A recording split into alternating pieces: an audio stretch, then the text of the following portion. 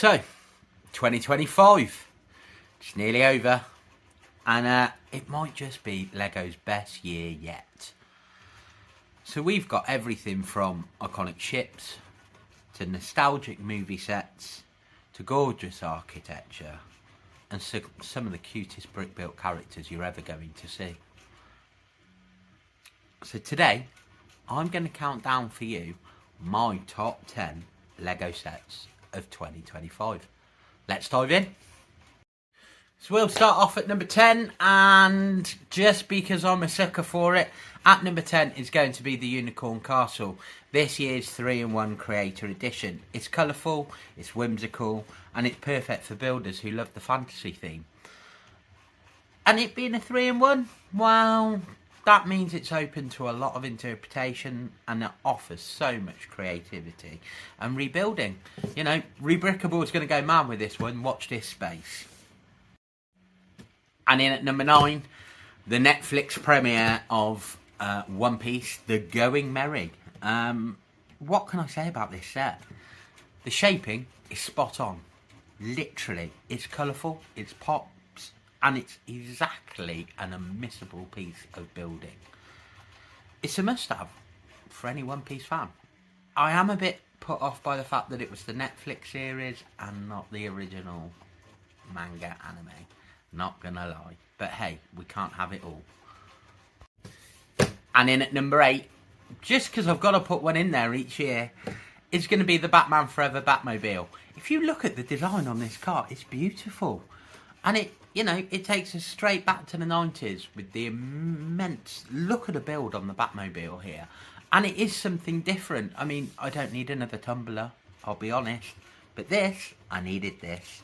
It's sleek, it's stylised, and it's instantly recognisable for what it is. LEGO have done a fantastic job here. And the price point as well, quite reasonable, which makes a change for LEGO in this day and age. And it's a brilliant display piece for any collector. It just fits right in there. In at number 7, I mean, gotta have a Disney set put in there somewhere, right? Yeah, we're going to go with the WALL-E and Eevee. What can I say?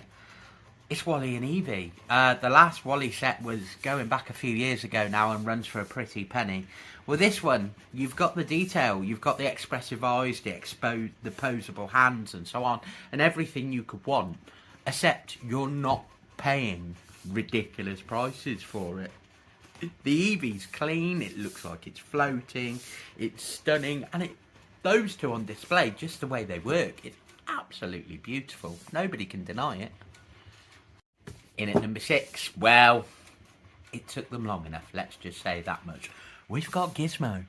We've finally got a Gizmo. It's pure nostalgia for me, a brick-built Gizmo. It takes me right back to watching these films. The expressive features, the face, the detail on it is immense. And look at the way they build, but it captures the character exactly the way you would want it, I would want it, the way we want it. Let's be honest, it's a great pick for any movie fan, and we've had some good movie sets this year, so it's got some stiff competition, and that's why it only comes in at number 6 and not higher. In at number 5, one I did not see coming, I'm not going to lie, when LEGO announced these Book Nook series, I thought, I'm going to struggle to get behind that, I'm not going to lie. But the Sherlock Holmes Book Nook took me by absolute surprise.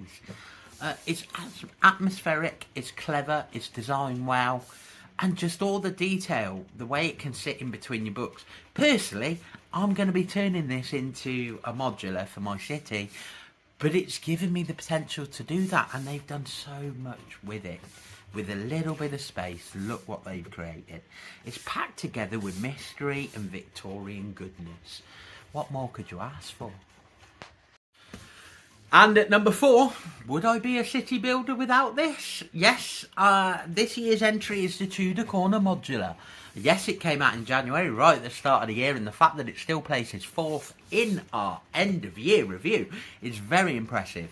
The detail on this is fabulous. The framing, the medieval charm, the actual Tudor buildings. I live in England. I live in a little historic town. I have Tudor buildings in my town. This looks like one of those. They've done a fabulous job here. And it's a fabulous addition to any LEGO city. And you know, primary, that's what I am. I'm a Lego City builder, as well as a Lego builder, as well as an AFOL, as well as actually Lego keeps stretching my wallet so far that I feel like I'm going to have a nervous breakdown, but hey, that's another story, and we will worry about that in 2026. Okay. And in at number 3, the classic, the iconic. We waited and we waited. The Goonies, the ship.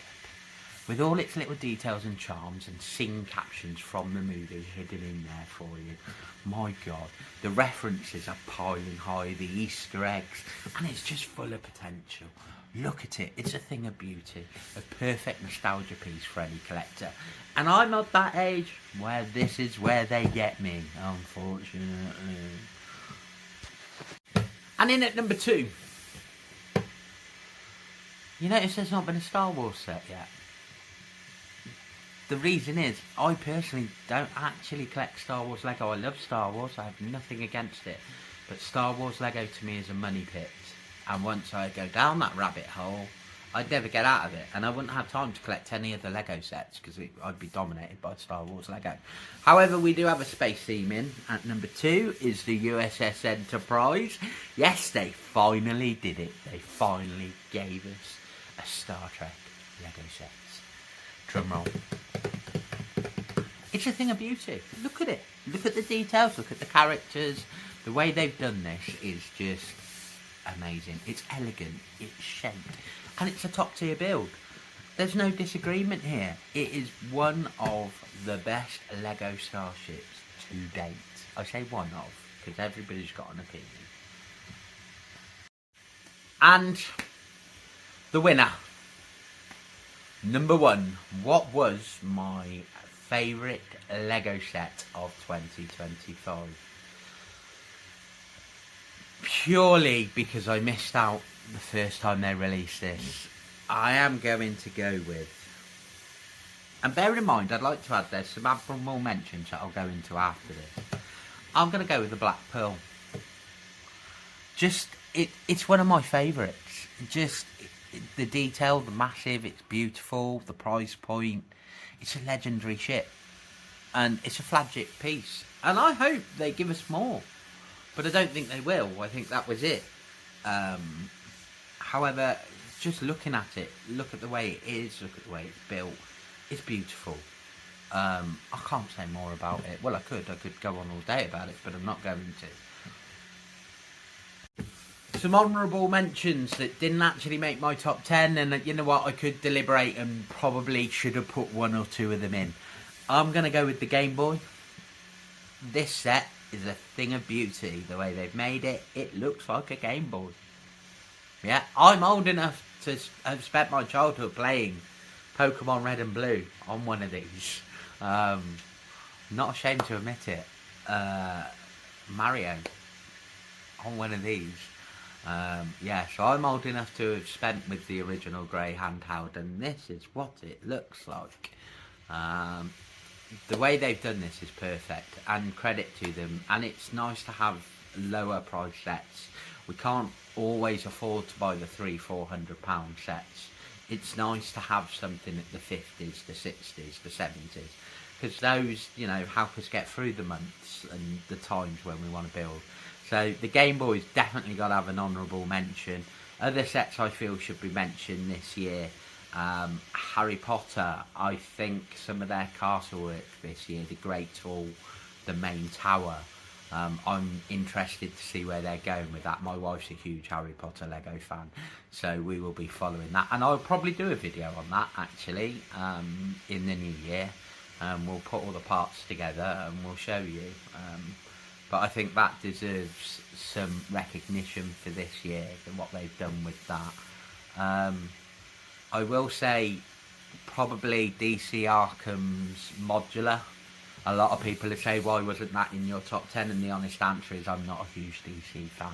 I'm actually a bit disappointed that they didn't give me another Marvel modular this year. I built my own. You can see that video there. Yeah, I found a Rebrickable and went about building the Baxter building. Marvel, I would say I am thankful you gave us Fantastic Four minifigures this year. Thank you very much. Really appreciate that. Shame about the price. But other than that, I think you've had a bit of a bad year, to be honest. You've not given me anything outstanding that makes me want to jump for joy. So get on that and work that out. Yeah, it's been an interesting year for Lego with price raises, and just how people are generally feeling out there. Some people are really suffering from burnout, to be honest, the consistent flow of sets. I know a lot of my friends that are speed champion builders and things like that, they're tired. They're tired and they need something unique and different. Not another Formula 1 car. They've had a heavy year for Formula 1 cars.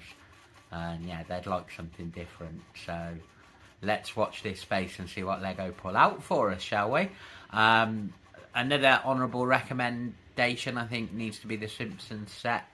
The Krusty Burger. It was nice to have another Simpsons set this year, so well done there, Lego. Hopefully some more, maybe. We'd love that, please. Please. The Shire, Lord of the Rings. That doesn't come anywhere near my top 10, I'm not going to lie. Yes, it's a nice set. Yes, it's beautiful. Yes, thank you. But I think if you wanted to improve on the original, it needed to be a fully enclosed Shire. I think you could look at what you maybe did with the Flintstone set, where it opened at the back, and you've done that with a couple of other sets and stuff. Quickie Mart being one, and I think you could have done that with the Shire. And I think your tree work needed a bit more effort there as well. And this is coming from a man that loves to build Lego trees.